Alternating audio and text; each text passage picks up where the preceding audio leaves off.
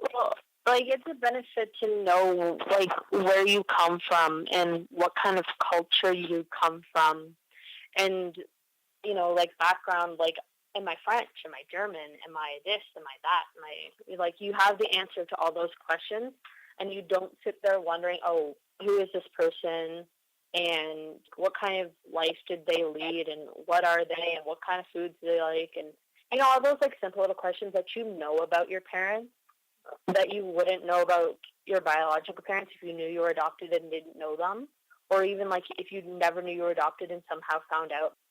Kind of destroys relationships in a way, because like I know like if my mom told me at this age that I was adopted, I'd probably be really really mad. They have always told me, because they bought books and used those books to explain to me. So like I even have a home video of when I was like 2. And I'm like grab the books and I'm asking my dad to read me the adoption books, because I couldn't say adoption. I'm like adoptive books, adoptive books. I mean, it's not always smooth sailing, but it's definitely worth it. I don't. One person even said, like on the last panel that I spoke at just a few months ago, the more people that love a child, the better. Like you can't go wrong with having a lot of people love a child, and it is really true. I really think for hopeful adoptive parents, I think there's really great benefits in hearing Dominique's story, because she is experiencing it firsthand. She can ask any questions to anybody. There was one story she shared last night whereby she wanted to know everything about her birth dad. Well, birth dad's really not in the picture, and I think when she was 6, she said, well, I want to know his name, I want to know what he's like, I want to know if he's Portuguese, I want to know everything about him.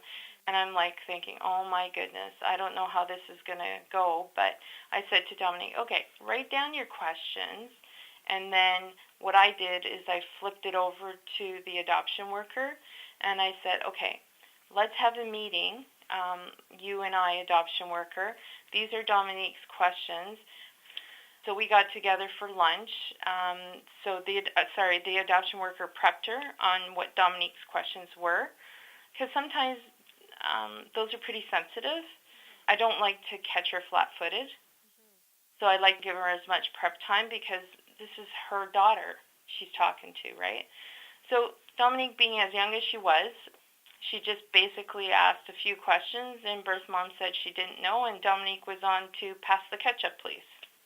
So it's not a cookie-cutter approach. Like I keep telling everybody that what may be right for one family is different for another family, but you have to find different ways of getting the information the children need, because that makes them who they are.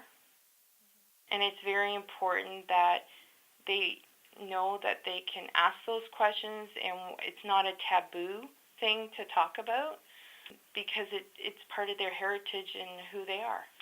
And nobody needs to be ashamed for it.